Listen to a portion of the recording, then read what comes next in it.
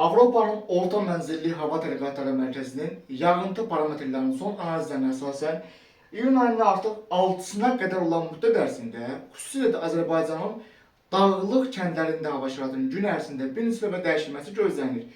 Lakin artıq iyun ayının 6-sından 7-sinə keçən gecədən başlayaraq bu proseslərin intensivliyinin və əhatə dairəsinin, coğrafiyasının bir xeyli artması gözlənilir.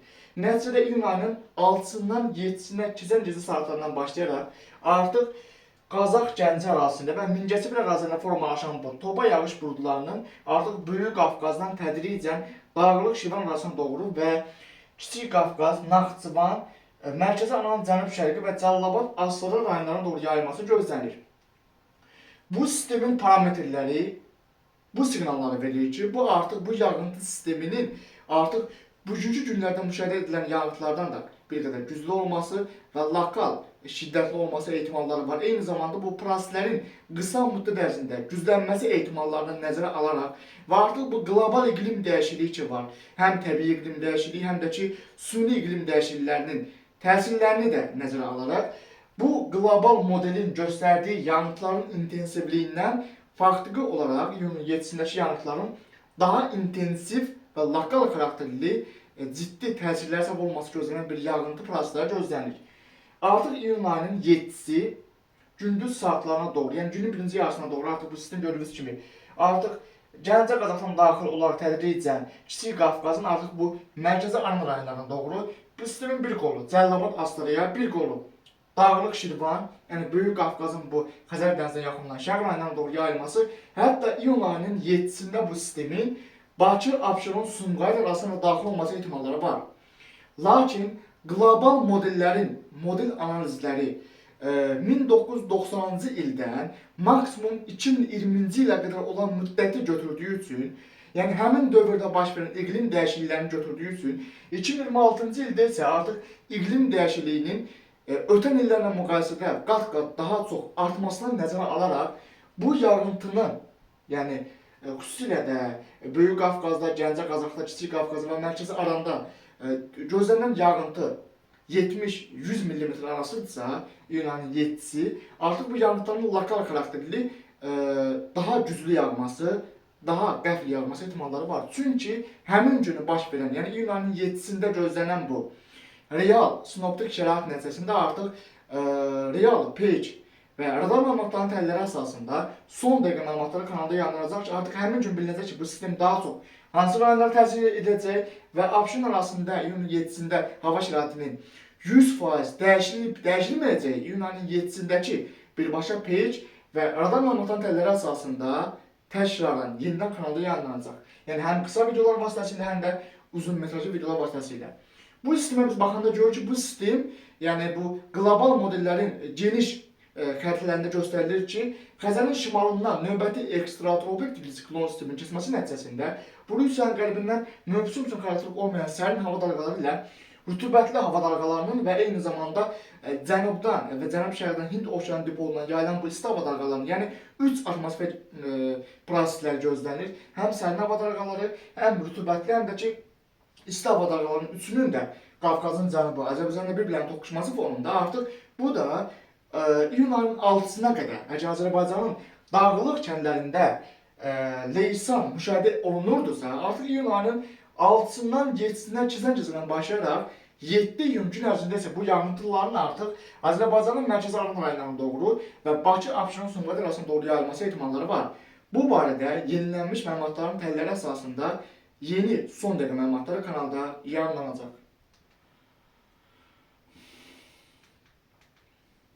Hətta iyun ayının 7-sindəki prosesin Abşeron ərazisində bir qədər intensiv olması ehtimalları var. Çünki artıq buradakı yağıntıların parametrləri artıq intensivləşmə risklərini göstərir.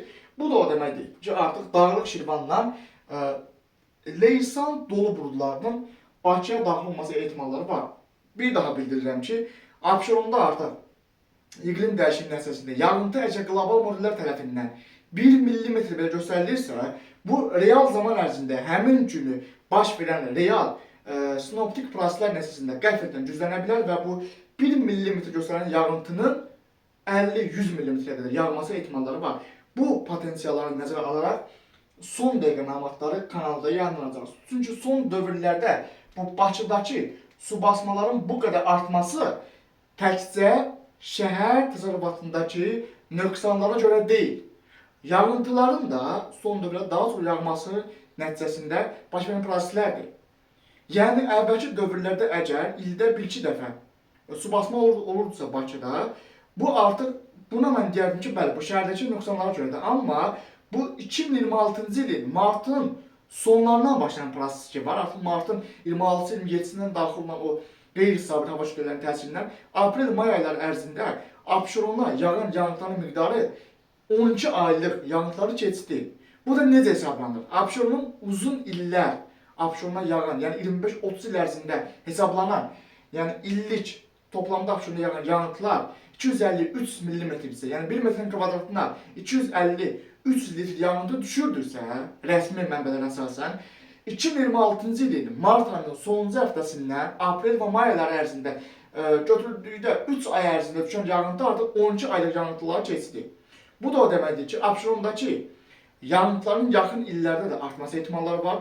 Ümumilikdə, Ümumi Dünya Meteoroloji Təşkilatı və Avropanın İCMWF Hava Təhlükələri Mərkəzi üst-üstə bu xəbərdarlıqları verir ki, və son dövrlərdə daha ciddi xəbərdarlıqlar yayınlanır ki, 2030-cu ilə qədər ümumilikdə Avropanın cənub-şərqində, yəni ən quraq ərazilərdə yağıntıların çox artması gözlənir. Bu da Qafqazda və Azərbaycanda, Abşeronda da yağıntıların dəfələrlə artmasına səbəb olacaq. Hansı ki, biz artıq bu proseslərin ilkin siqnallarını görürük. Bunun üçün də deyirik ki, əhali bu proseslərdən qorxmamalıdır. Bu proseslərə hazırlıqlı olmalıdır. Və artıq hər bir insan bu proseslərə öz ağlı hesabına buna hazırlıqlı olmalıdır və tədricən Xəzər dənizə yaxınlaşan şərq rayonlarına və Bakıdan biz artıq tədricən daxili rayonlara doğru qaçmalıyıq.